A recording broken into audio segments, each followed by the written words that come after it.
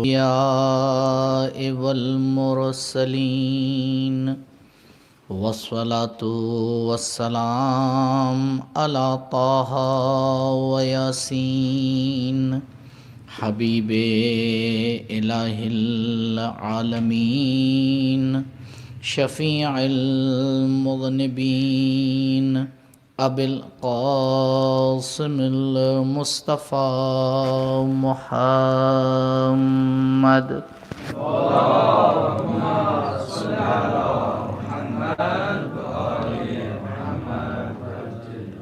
وعلى أهل بيته الأطيبين الأطهرين المعصومين المظلومين الذين أذهب الله عنهم الرجس وطهرهم تطهيرا.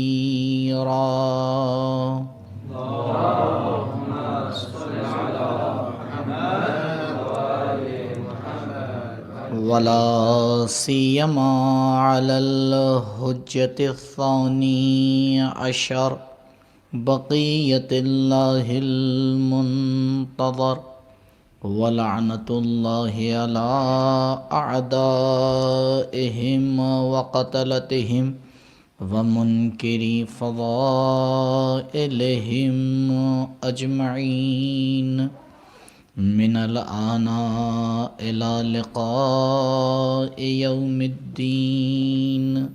أما بعد، فقد قال الله الحكيم في بيانه الكريم: أعوذ بالله من الشيطان الرجيم.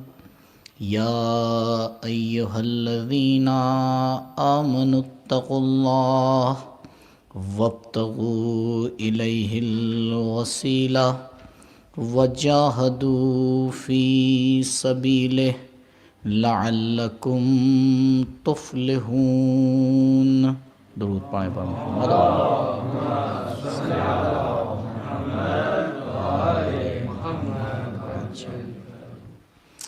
ایک مرتبہ سورہ حمد اور 3 مرتبہ سورہ اخلاص کی تلاوت فرما کر جملہ مرحومین اور بالخصوص منظور نظر مرحومین کے لیے ایصال فرما دیں. بسم اللہ.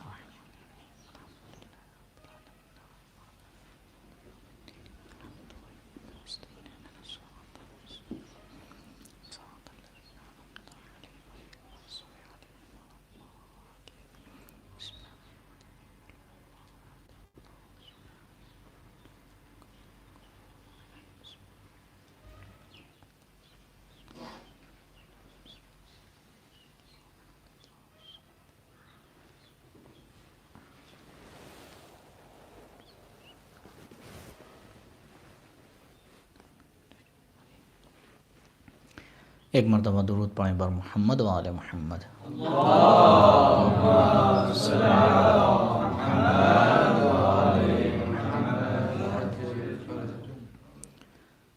سورہ مبارکہ مائدہ کی آیت نمبر 35 کی تلاوت کا شرف حاصل ہوا،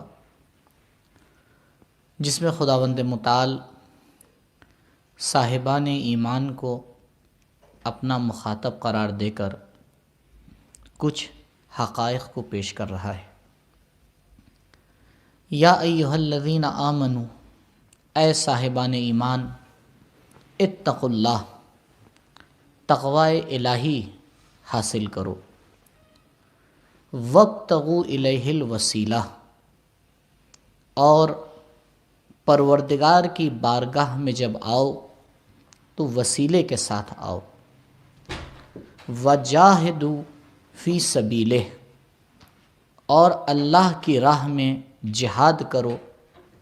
لعلکم تفلحون، شاید تم فلاح اور رستگاری پا جاؤ. گرچہ علماء نے اس آیت کا موضوع توسل بیان کیا ہے، لیکن یہ آیت توسل کے ساتھ ساتھ توسل کے شرائط اور توسل کے نتائج کو بھی بیان کر رہی ہے. آیت کی ابتدا اور شروعات بتا رہی ہے کہ دیکھو توسل ہر انسان کے لیے مفید نہیں ہوتا، توسل ہر انسان کو اس نتیجے تک نہیں پہنچاتا کہ جس کے لیے اس نے توسل کیا ہے، کیونکہ اس کی پہلی شرط یہ ہے کہ یا ایھا الذین آمنو، یعنی توسل کرنے والے کا صاحب ایمان ہونا شرط ہے، کیونکہ اگر یہ عمومیت رکھتا اور ہر ایک کے لیے آیت ہوتی تو پروردگار تنہا صاحبان ایمان کو اپنا مخاطب نہ بناتا بلکہ یا ایھا الناس کہہ کے بلاتا۔ یا ایھا الذین آمنو، اے صاحبان ایمان، اور اس کے بعد پروردگار ایک دوسری شرط کو لا کے بیان کر رہا ہے، اور عجیب شرط ہے۔ کہا دیکھو ایسے ہی خدا کی بارگاہ میں وسیلے کو لے کے مت چلے جانا، بلکہ وسیلے کو پیش کرنے سے پہلے اپنی درخواست کو خدا کی بارگاہ میں پیش کرنے سے پہلے شرط یہ ہے اتقوا اللہ، تقوی الہی اختیار کرو۔ تو کبھی کبھی جب انسان بڑی بڑی ہستیوں کا وسیلہ بنا کر پروردگار کی بارگاہ میں جاتا ہے اور اپنی درخواست کو پیش کرتا ہے، لیکن دن اور ایام اور سال اور روز گزر جاتے ہیں لیکن اس کی حاجت پوری نہیں ہوتی، تو کبھی کبھی وہ دینے والے کے اوپر شک کر لیتا ہے، لیکن دینے والا بہترین الفاظ میں آ کے مخاطب قرار دے رہا ہے انسانوں کو، اے صاحبان ایمان اتقوا اللہ، پہلے تقوی الہی اختیار کرو، اس کے بعد وابتغوا الیہ الوسیلہ۔ جیسے جیسے تم تقوی الہی حاصل کرتے چلے جاؤ، جیسے جیسے تم تقوی الہی کے درجات کی بلندی کے اوپر پہنچتے چلے جاؤ گے، اس کے بعد اگر توسل کرو گے تو اس کا اثر بھی الگ ہوگا، اس کا رنگ بھی الگ ہوگا۔ خداوند متعال ان شرائط کو اس کے ساتھ بیان کر رہا ہے، اور ایک شرط کو توسل کے بعد بیان کر رہا ہے۔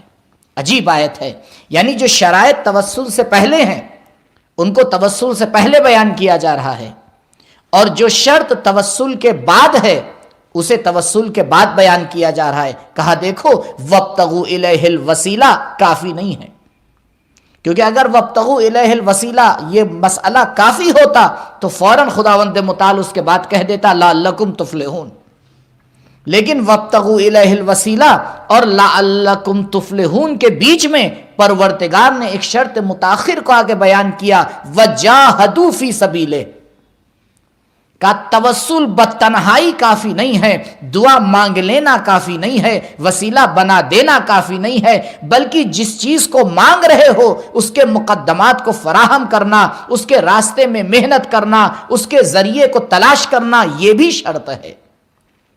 اگر انسان تنہا آ کے توسل کر لیتا ہے اور بغیر ان شرائط کو نظر میں رکھے ہوئے اپنے مسئلے کو آگے بڑھاتا ہے تو یاد رکھیے یہ بالکل اسی انسان کی طرح ہے کہ جو پروردگار کی بارگاہ میں مانگ تو رہا ہے لیکن اس کے شرائط کو پورا نہیں کر رہا ہے۔ تو کم سے کم اس آیت نے 3 شرائط کو ہمارے نزدیک آ کے بیان کر دیا۔ یا ایھا الذین آمنو، صاحب ایمان ہونا شرط ہے، اتقوا اللہ، تقوی الہی کا ہونا شرط ہے، جاہدوا فی سبیلہ، اس کی راہ میں جہاد کرنا اور جس چیز کو مانگا گیا ہے اس کے لیے محنت کرنا شرط ہے۔ اگر یہ 3 شرائط پورے ہو جاتے ہیں اور اس کے بعد انسان ابتغاء وسیلہ کرتا ہے، وسیلے کے ساتھ پروردگار کی بارگاہ میں جاتا ہے، تب بھی پروردگار آ کے یہ نہیں کہہ رہا ہے کہ تم کامیاب ہو جاؤ گے، پھر بھی آ کے یہی کہہ رہا ہے لعلکم تفلحون، شاید کہ تم کامیاب ہو جاؤ، شاید کہ تم کامیاب ہو جاؤ۔ تو وہ آیت جو اتنی باریکی سے مسائل کو آ کے بیان کر رہی ہے اسے انسان تمام ان شرائط کو حذف کرنے کے بعد فقط اس کا ایک حصہ لے لیتا ہے، وابتغوا الیہ الوسیلہ۔ نہیں عزیزوں، یہ آیت تنہا وابتغوا الیہ الوسیلہ نہیں ہے بلکہ اس کے ساتھ شرائط کو بھی بیان کیا جا رہا ہے، اس کے ساتھ نتائج کو بھی بیان کیا جا رہا ہے۔ نتیجہ کیا ہے؟ کہا نتیجہ لعلکم تفلحون، اگر ان تمام شرائط کے ساتھ آؤ گے تو پھر امید یہ ہے کہ کامیاب ہو جاؤ۔ اور فلاح اور رستگاری آپ بخوبی جانتے ہیں کہ ایک مرتبہ انسان دنیا میں کامیاب ہوتا ہے، اور ایک مرتبہ انسان آخرت میں کامیاب ہوتا ہے. لیکن انسان اگر آخرت کی کامیابی کو نظر میں رکھ لے تو 100% وہ دنیا میں ضرور کامیاب ہوتا ہے، کیونکہ دنیا کوئی آخرت سے ہٹ کے چیز کا نام نہیں ہے. الدنیا مزرعۃ الآخرہ، یہ دنیا آخرت کے لیے کھیتی ہے اور اسی کا استدامہ ہے، اسی کا نتیجہ ہے، اسی کا ماحصل ہے. اب جو پروردگار نے بیچ میں حکم دیا کہ وابتغوا الیہ الوسیلہ، علماء نے جب وسیلے کی تعریف بیان کی تو کہا وسیلہ ہر اس شے کو کہا جاتا ہے کہ جس سے متمسک ہو کر انسان اپنے مقصود تک پہنچے. ہر وہ شے کہ جس سے متمسک ہو کر انسان اپنے مقصود تک پہنچتا ہے اسے وسیلہ کہا جاتا ہے. تب پروردگار نے اس آیت میں وسیلے میں کوئی شرط نہیں لگائی ہے، مطلق آ کے بیان کیا ہے. تو عقل آ کے حکم کرتی ہے کہ جتنی وہ چیز پروردگار کے نزدیک مقام رکھتی ہوگی، جتنی وہ چیز پروردگار کے نزدیک قرب رکھتی ہوگی، اتنا ہی اس کا وسیلہ بنانا بہتر ہوگا. اب انسان کو آزاد چھوڑ دیا پروردگار نے کہ تم اپنی عقل کے اعتبار سے، اپنی صلاحیت کے اعتبار سے، اپنی معرفت کے اعتبار سے جس چیز کو چاہو وسیلہ بناؤ، لیکن وسیلہ بنانے میں ایک بات کا خیال رکھنا کہ وہ چیز محبوب پروردگار ہونا چاہیے، وہ چیز مقرب پروردگار ہونا چاہیے، وہ ایک ایسی چیز ہو کہ جو پروردگار کے نزدیک ایک مقام رکھتی ہو. اور جتنا زیادہ وہ شے مقام رکھتی ہوگی اتنا زیادہ اس کا وسیلہ بنانا تمہارے لیے بہتر ہوگا. عزیزوں، نبی کریم محمد مصطفیٰ صلی اللہ علیہ وآلہ وسلم آپ سے بہتر کون بیان کر سکتا ہے کہ انسان کس چیز کو آ کے بیان کرے. آپ بخوبی جانتے ہیں کہ نبی کریم 2-3 طریقے سے شریعت کو ہم تک پہنچاتے ہیں. کبھی تقریر کے ذریعے سے شریعت کو پہنچاتے ہیں اور کبھی بیان کے ذریعے سے شریعت کو پہنچاتے ہیں، کبھی عمل کے ذریعے سے شریعت کو پہنچاتے ہیں. کبھی نبی کا عمل ہم دیکھتے ہیں اور سمجھ جاتے ہیں کہ یہ عمل شریعت کا ایک حصہ ہے. کبھی نبی کسی بات کو بیان کرتے ہیں، روایات ہم تک پہنچتی ہیں، روایات کے ذریعے سے سمجھ جاتے ہیں کہ یہ عمل شریعت کا ایک حصہ ہے، یہ کام شریعت کا ایک حصہ ہے. اور کبھی کبھی نبی کریم کسی کام کے سامنے چپ رہ کر اس کی تائید کر کے بتاتے ہیں کہ یہ عمل بھی شریعت کا حصہ ہے. کیونکہ اگر وہ عمل شریعت کا حصہ نہ ہو تو نبی کے اوپر ضروری ہے کہ آ کر اس سے منع کریں، آ کے اس سے روکیں. صحیح مسلم میں یہ روایت موجود ہے کہ کنیز آتی ہے اور آنے کے بعد مسجد ہے، مسجد میں آتی ہے اور نبی کی پشت پہ آ کے بیٹھ جاتی ہے. نبی متوجہ ہوتے ہیں، جیسے ہی متوجہ ہوتے ہیں کھڑے ہو جاتے ہیں. وہ کنیز تھوڑا پیچھے ہٹتی ہے، نبی بیٹھتے ہیں، پھر وہ وہیں پر آ کے بیٹھ جاتی ہے. 3 مرتبہ یہ کام تکرار ہوتا ہے اور اس کے بعد 4تھی مرتبہ میں وہ نبی کی ردا میں سے ایک دھاگا نکالتی ہے اور نکال کر چلنے لگتی ہے. اصحاب جو واقعے کو دیکھ رہے ہیں ایک مرتبہ اس سے پوچھتے ہیں کیا کر رہی ہو؟ 3 بار تم نے پیغمبر کو پریشان کیا اور تمہاری وجہ سے نبی اپنے مقام سے کھڑے ہوئے. کہا ہمارے گھر والوں نے مجھے بھیجا ہے، کنیز کہتی ہے، اور ہمارے گھر میں کوئی بیمار ہے، لہٰذا انہی نے مجھے بھیجا کہ نبی کی ردا میں سے ایک تاگا نکال کے لا کر بیمار کے باندھ دیا جائے تاکہ اسے شفا مل جائے. عزیزوں نبی نے بار بار یہ کوشش کی وہ یہ کام کر لے، یہ موقع فراہم کیا کہ جس مقصد کو لے کر کنیز مسجد میں آئی ہے وہ مقصد پورا ہو جائے. یعنی نبی کا عمل بتا رہا ہے کہ اگر نبی کی رضا کا دھاگا ایک بیمار کے باندھ دیا جائے تو اس کو شفا کی امید ہو جاتی ہے. وسیلہ اسی کو کہا جاتا ہے، اور کسے کہا جاتا ہے؟ درود پڑھیں بر محمد و آل محمد.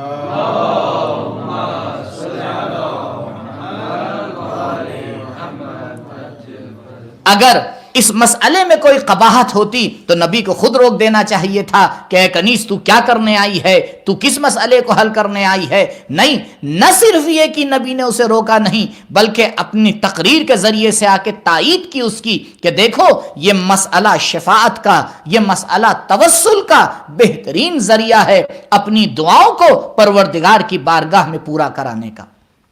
جو نبی کی تقریر ہے، لیکن عمل نبی کو آ کے دیکھیے، عجیب عمل ہے. نبی ہیں، مولا کائنات کے پاس پہنچتے ہیں، اور پہنچنے کے بعد ایک مرتبہ علی آپ کے سامنے ایک درخواست رکھ دیتے ہیں. بہت کم ایسے واقعات ہوتے ہیں جہاں پہ مولا کائنات نے مستقیم آ کے اپنی درخواست کو پیش کیا ہو. آگے فرماتے یا رسول اللہ ایک درخواست ہے. نبی فرماتے یا علی کہیے کیا چاہتے ہیں؟ کہ یا رسول اللہ میرے لیے خدا کی بارگاہ میں دعا کر دیجیے. آپ دیکھیں، میرے لیے خدا کی بارگاہ میں دعا کر دیجیے.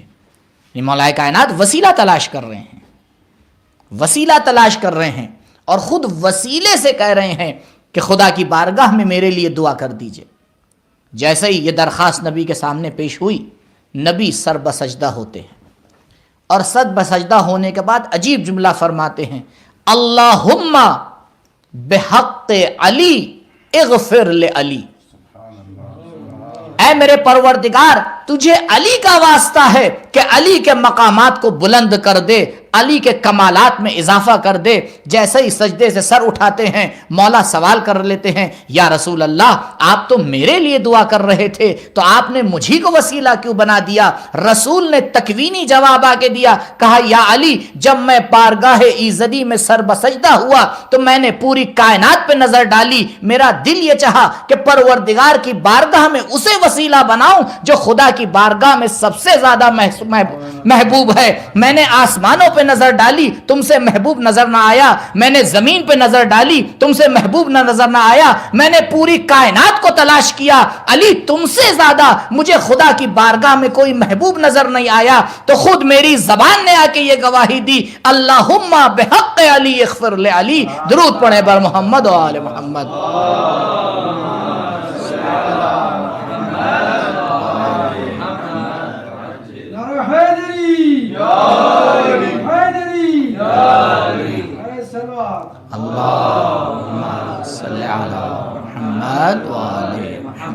تو یہ نبی کا عمل ہے جو حجت تامہ ہے مسلمانوں کے لیے کہ نبی بھی جب واسطہ دینے چلتے ہیں. عجیب مسئلہ ہے، علی نبی سے درخواست کر رہے ہیں، نبی علی کا واسطہ دے رہے ہیں، بتانا یہ چاہ رہے ہیں کہ دیکھو ہم ایک ہی حقیقت کے دو پیکر ہیں. جب ہمیں خدا کی بارگاہ میں جانا ہوتا ہے تو ہم ایک دوسرے کو وسیلہ بنا لیتے ہیں، کیونکہ جب علی کائنات پہ نظر ڈالتے ہیں تو نبی سے زیادہ محبوب کوئی نظر نہیں آتا ہے، اور جب نبی کائنات پہ نظر ڈالتے ہیں تو علی سے زیادہ کوئی محبوب نہیں نظر آتا ہے.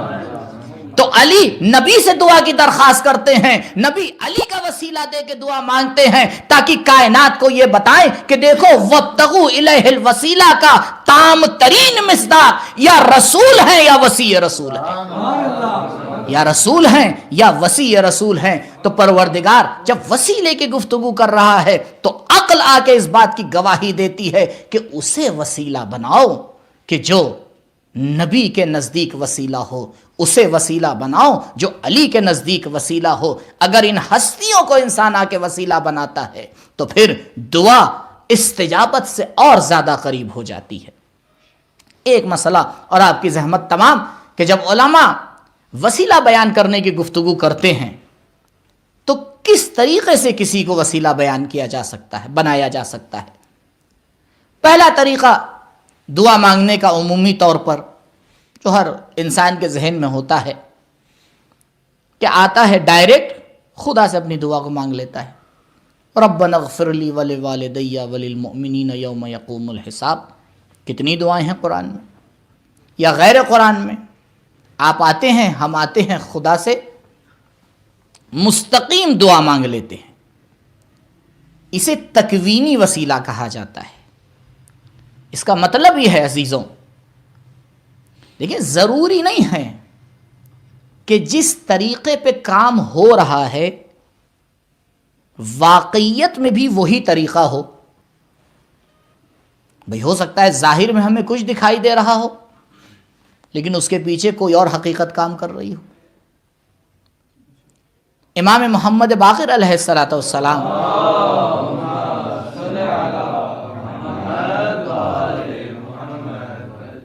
ارشاد فرماتے ہیں کہ جب کوئی ضعیف کسی قوی سے رابطہ کرتا ہے تو بیچ میں کنیکشن کی ضرورت ہوتی ہے، یہ عقلی قانون ہے۔ کیونکہ اگر ضعیف ڈائریکٹ قوی سے رابطہ کر لے تو ضعیف ختم ہو جائے گا، ضعیف ختم ہو جائے گا۔ تو اب بیچ میں ایک کنیکشن بنایا جاتا ہے اور اس کی عجیب خصوصیت ہوتی ہے، یعنی اس میں دونوں پہلو ہونا چاہیے، اس میں قوی کی قوت کو بھی لینے کا پہلو ہونا چاہیے اور ضعیف تک پہنچانے کا بھی طریقہ آنا چاہیے۔ کہا دیکھو یہ جو بیچ میں طریقہ ہے بغیر اس کے ممکن ہی نہیں ہے، اور یہ ہم اور آپ نہیں، پوری کائنات اسی کے اوپر چل رہی ہے، انسان نہیں بلکہ مادیات اسی پہ چل رہے ہیں۔ آپ ہزاروں مثالیں دنیا میں دیکھ سکتے ہیں جہاں پر جب بھی کسی ضعیف کو کسی قوی سے آگے جوڑنا ہوتا ہے تو بیچ میں ایک ایسا واسطہ لگایا جاتا ہے جو قوی کی قوت کو بھی برداشت کر پائے، ضعیف کی سہولت کو بھی برداشت کر پائے، قوی سے اس کی قوت کو لے کر ضعیف کی صلاحیت کے اعتبار سے اس تک پہنچاتا رہے۔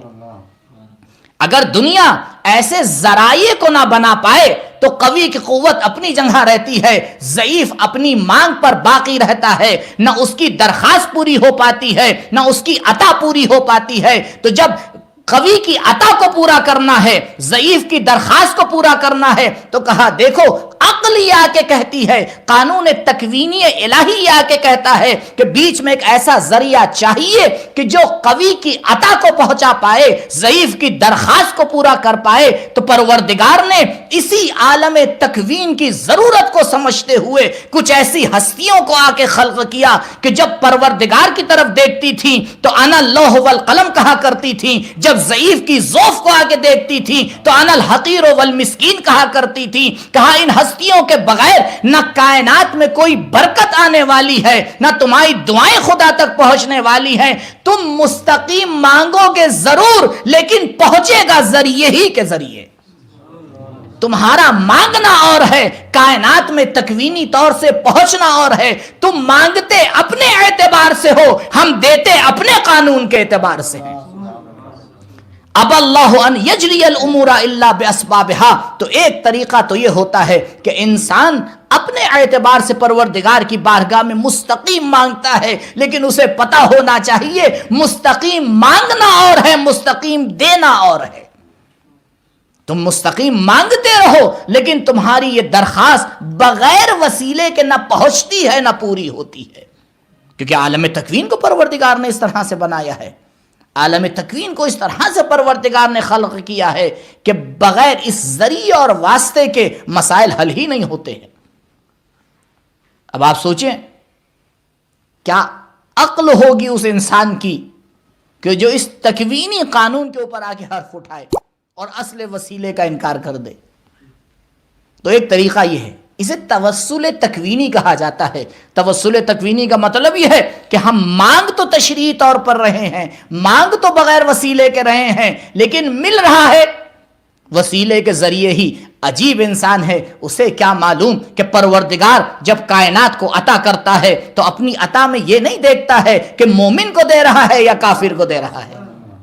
پروردگار کبھی بھی اپنی عطا میں یہ نہیں دیکھتا کہ لینے والا مومن ہے یا کافر ہے۔ تو عزیزوں یہی وسیلے کا بھی طریقہ ہے کہ جب وہ دیتے ہیں تو یہ نہیں دیکھتے ہیں کہ وہ محب اہل بیت ہے یا مبغض اہل بیت ہے۔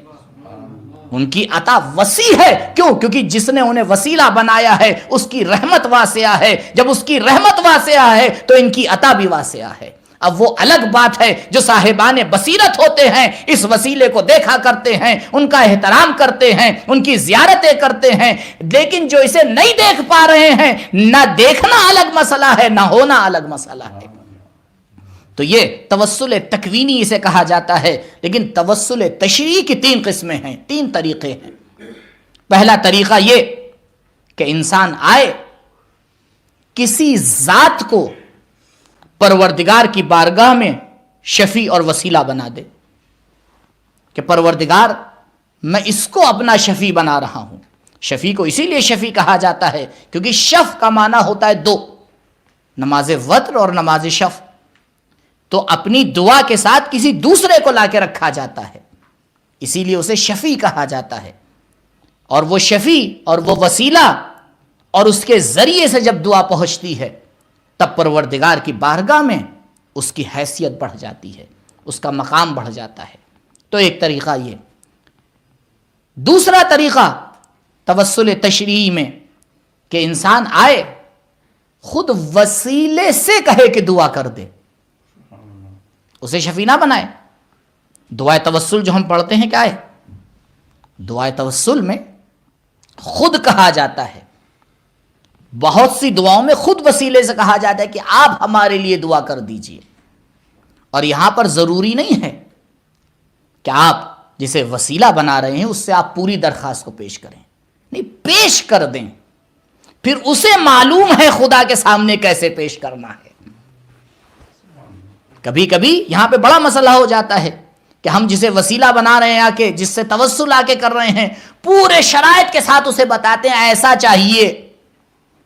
تو بھائی ذرا سا دروازہ چھوڑ دو تاکہ اسے بھی پتا چلے اور وہ بھی اپنے اعتبار سے تمہاری درخواست کی تصحیح کر سکے. ایک صاحب تھے,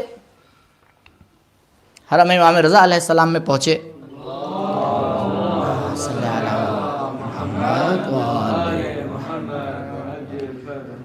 جوانوں کی اہم ضرورت کو انہیں نے آ کے پیش کیا کہ مولا شادی کرنا ہے. پہلے دن, دوسرے دن, تیسرے دن, کئی دن لگاتار. اب جب ایسا مسئلہ ہوتا ہے تو پھر انسان چھوڑتا تھوڑی ہے. اب چاہے برف آ رہی ہو, چاہے طوفان آ رہا ہو. جب بہت دن ہو گئے مسئلہ حل نہیں ہوا تو یہ ذرا غصے میں آ کے حرم سے واپس آئے. واپس آ رہے تھے, ابھی دوسرے والے کا نام نہیں بتاؤں گا آپ کو, تو کسی نے کہا بھئی کیا ہے, بڑا موڈ آپ کا خراب ہے. کہنے کیا بتائیں, مانگ رہے ہیں, دے ہی نہیں رہے. کہا اچھا. کہا دیکھو فلاں عالم ہیں, ان کی قبر پہ چلے جاؤ, وہاں بھی بڑی دعائیں قبول ہوتی ہیں. کہ ٹھیک ہے, وہیں جا کے دیکھتے ہیں. دعا کی, اسی دن شادی ہو گئی. لیکن جب شادی ہونے کے بعد جس لڑکی سے ہوئی تھی وہ بالکل 36 کا آنکڑا. فوراً صبح اٹھ کے آئے اس عالم کی قبر پہ, ایک لات ماری. کہا بڑوں کے کام میں کیوں دخالت کرتے ہو؟ بھیا وہ نہیں دے رہے تھے تو انہیں معلوم تھا کہ مسئلہ کیا ہے, اور آپ نے بیچ میں کود کے مسئلے کو حل کر دیا. تو عزیزوں, ایسے کو وسیلہ بنانا چاہیے جسے انسان کے تمام شرائط کا بھی علم ہو. جہاں انسان کو علم نہیں ہوتا ہے وہاں وہ ہستیاں جانتی ہیں کیسے دینا ہے, کب دینا ہے, کتنا دینا ہے, کن شرائط کے ساتھ دینا ہے. اب انسان انہیں چھوڑتا ہے, کسی اور در پہ چلا جاتا ہے تو اس در کو یہی نہیں معلوم ہے کب دینا ہے, کتنا دینا ہے, کیسے دینا ہے. اسے تو یہ پتا ہے کہ پروردگار کی بارگاہ میں آ کے شفاعت کرنا ہے. اب پروردگار کی رحمت واسعہ ہے, جب تم شفاعت کرتے ہو وہ پورا کر دیتا ہے. تو ایسی ہستیوں کے دروازے پہ جانا چاہیے جو یہ انسان کے شرائط کے ساتھ بتا پائیں کہ کس دعا کو کب مانگنا ہے اور کیسے مانگنا ہے. درود پڑھیں بر محمد و آل محمد.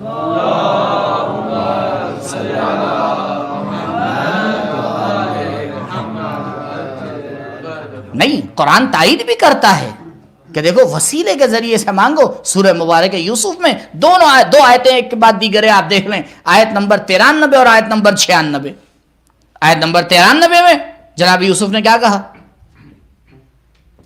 کہ یہ میری قمیض لے کے جاؤ اور میرے والد کے چہرے کے اوپر ڈال دو، فرتد بصیرا. تو کیا جناب یوسف دعا نہیں کر سکتے تھے؟ قمیض بھیجنے کی کیا ضرورت تھی؟ ہے تو اچھا قمیض بھیج بھی دی تھی تو قرآن کو اس واقعے کو جنگا دینے کی کیا ضرورت تھی؟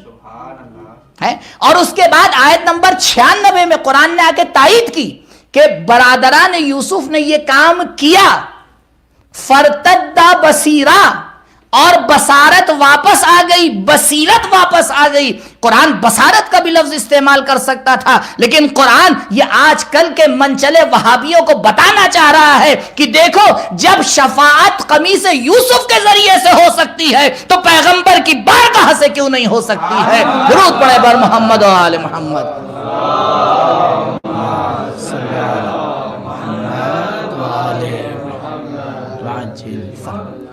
یہ دوسرا طریقہ، تیسرا اور آخری طریقہ توسل تشریع کا یہ ہوتا ہے کہ انسان آئے خود شفیع سے مانگے. یہ وہی ہے کہ جو بڑی گفتگو اس پہ ہوا کرتی ہے اور اس پہ جو ہے مقصر اور غالی دونوں فرقے جو ہے ادھر سے ادھر گھوما کرتے ہیں کہ آئے خود شفیع سے مانگے. یہ نہ کہ خدا مجھے دے دے، آگے ڈائریکٹ ہے آپ مجھے دے دیجئے.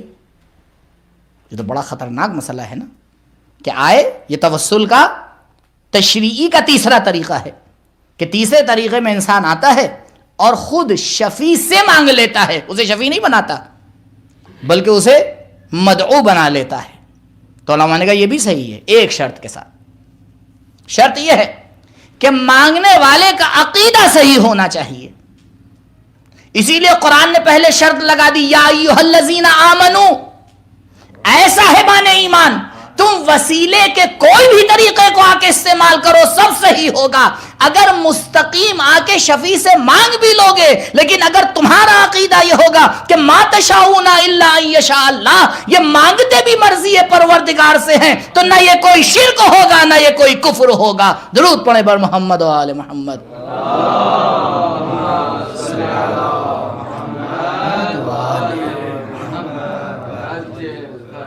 تو پروردگار نے اگر عقیدہ صحیح ہے، یا ایھا الذین آمنو کی منزل ہے. اگر انسان تقوی الہی کا سہارا لے رہا ہے اور مانگنے کے بعد اس کے لیے مجاہدت کر رہا ہے تو لعلکم تفلحون کی منزل ہوتی ہے. ہاں عزیزوں، پروردگار نے اتنے وسیلے ہمارے لیے آ کے خلق کیے، لیکن اما السفینۃ الحسین فاسرا، ایک ایسا وسیلہ بنایا جو ہر وسیلے سے زیادہ سری ہے، اور اس کی شفاعت اور اس کا توسل انسان کی بڑی بڑی مشکلوں کو آ کے حل کر دیتا ہے. کسی عالم کے ذہن میں یہ سوال آیا کہ یہ کیسے ممکن ہے کہ خداوند متعال نے ہر چیز اور ہر دعا امام حسین علیہ السلام کے واسطے سے قبول کرنے کی شرط لگا دی کہ اگر اس در پہ مانگو گے تو ضرور قبول ہوگی، تحت قبۃ الحسین. اب ان کے ذہن میں سوال، خواب میں حضرت حجت تشریف لائے،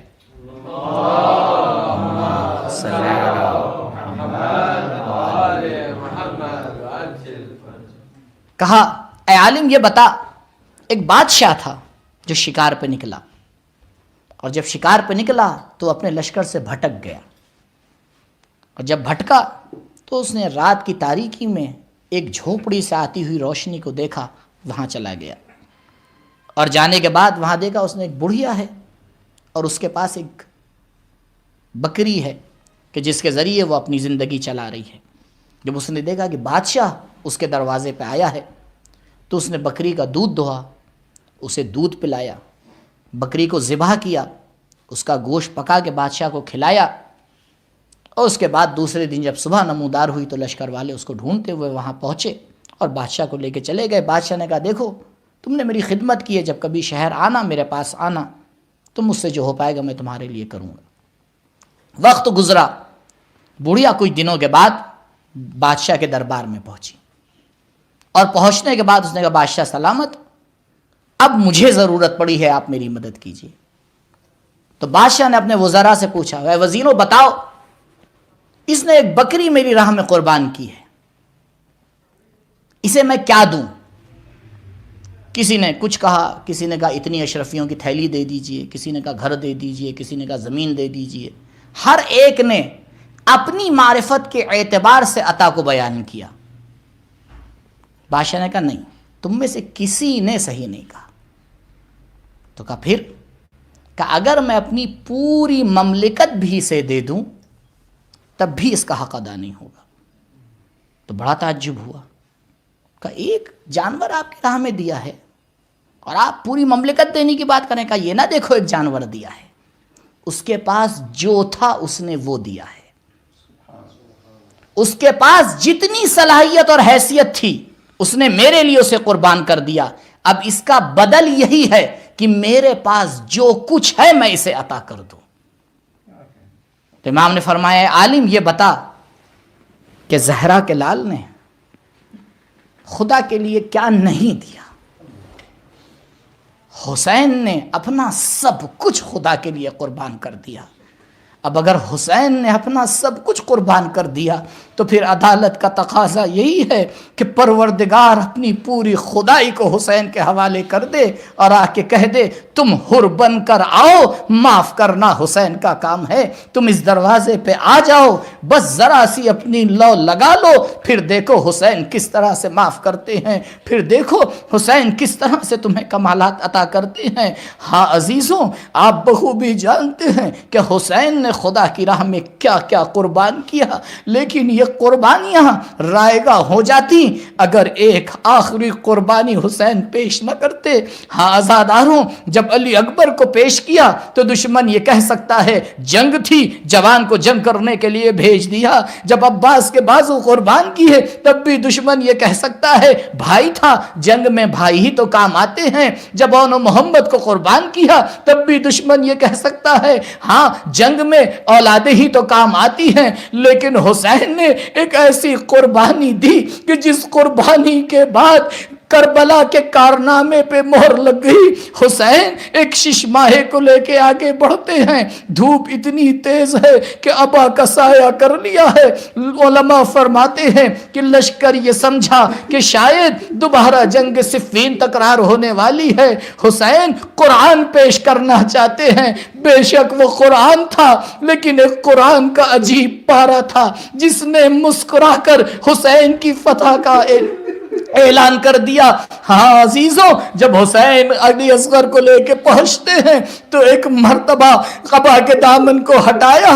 اے فوج اشقیاء، اگر تمہاری نظر میں حسین گنہگار ہے تو اس شش ماہے نے کیا خطا کی ہے. ایک مرتبہ حجت خدا نے اپنی زبان کو ہونٹوں پہ پھرایا، بس زبان کو ہونٹوں پہ پھرانا تھا کہ ذوالفقار حیدری سے بڑھ کر اثر ہو گیا. لشکر منہ چھپا کے رونے لگا، لیکن یہ انقلاب فوج اشقیاء سے دیکھا نہ گیا. آواز ابھری، اے حرملا اقطع کلام الحسین، یعنی علی اصغر حسین کی زبان ہے، حسین کا کلام ہے. ہاں عزیزو، ایک تیر چلا، فانقلب الصبی علی یدی الامام، بچہ امام کے ہاتھ پر منقلب ہو گیا. حسین واپس لے کے آتے ہیں. عجیب منظر ہے، کربلا میں حسین صبح سے لاشوں پہ لاشیں لا رہے ہیں، لیکن نہ قدم لڑکھڑائے ہیں، نہ ارادے میں سستی نظر آئی ہے، نہ معلوم اس بے جان میں کتنی جان تھی. انا للہ و انا الیہ راجعون. کبھی قدم آگے بڑھتے ہیں، کبھی قدم پیچھے ہٹتے ہیں. ایک مرتبہ خیمے کے در پر پہنچے، پردہ ہٹایا، آواز دی رباب آؤ اپنی امانت کو لے جاؤ. لیکن اس سے پہلے کہ ماں آتی ایک بچی در خیمہ پہ آئی. بابا، ارے بھیا کو سیراب کر دیا، سکینہ پیاسی رہ گئی. بس یہ سننا تھا کہ سلطان کربلا سرزمین کربلا پہ بیٹھے، ابا کا دامن ہٹایا، سکینہ نے چیخ ماری، ماں نے نعرہ لگایا یا بنیا امثلک ینہر، اے بیٹا مجھے کیا معلوم تھا کربلا میں تجھ جیسے بھی نہر کیے جاتے ہیں۔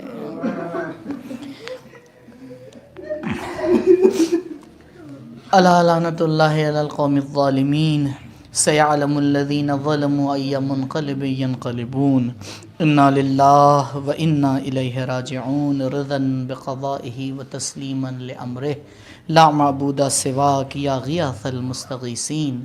بار الہ امام کے ظہور میں تعجیل فرما، ہمارا نام ان کے اعوان و انصار میں شمار فرما۔ بار الہ پرچم اسلام کو سر بلند فرما، پرچم کفر و نفاق کو سر نگوں فرما۔ میرے معبود تیری توحید کو ماننے والے اس دنیا میں جہاں جہاں بھی ہیں، ان کی جان مال عزت و آبرو کی محافظت فرما۔ بار الہ یہ بیماری جو دنیا میں پھیلی ہوئی ہے اور دوبارہ اس کے آثار نمودار ہوئے ہیں، پروردگار اسے جلد از جلد ریشہ کن فرما۔ جو اس میں مبتلا ہیں ان کو شفاء عاجل و کامل عنایت فرما۔ علماء اعلام کا سایہ ہمارے سروں پہ باقی رکھ، مملکت اسلامیہ کا تحفظ فرما۔ بار الہ جن مرحومین کے ایصال ثواب کے لیے اس مجلس کا انعقاد کیا گیا ہے، انہیں جوار معصومین علیہم السلام میں جگہ عنایت فرما۔ بار الہ محبت اہل بیت، عزاداری سید الشہداء تا قیامت ہماری نسلوں میں باقی رکھ۔ پروردگار جب ہم اس دنیا سے جائیں تو ایک ہاتھ میں قرآن، دوسرے میں دامن اہل بیت ہو۔ میرے معبود میرے پروردگار، جس مقدس مقصد کو لے کر اس مقدس سرزمین پر آئے ہیں، خلوص نیت کے ساتھ کم مدت میں بہترین طریقے سے اس میں ہمیں کامیابی اور کامرانی عطا فرما۔ بار الہ ہماری پہلی اور آخری تیری بارگاہ میں یہی ہے، امام کے ظہور میں تعجیل فرما، ہمارا نام ان کے اعوان و انصار میں شمار فرما۔ ربنا تقبل منا انکا انت السمیع العلیم۔ ایک مرتبہ سورہ حمد اور 3 مرتبہ سورہ اخلاص کی تلاوت فرما کر جملہ مومنین و مومنات، بالخصوص وہ مرحومین جن کے ایصال ثواب کے لیے اس مجلس کا انعقاد کیا گیا ہے، ان کو ایصال فرما دیں۔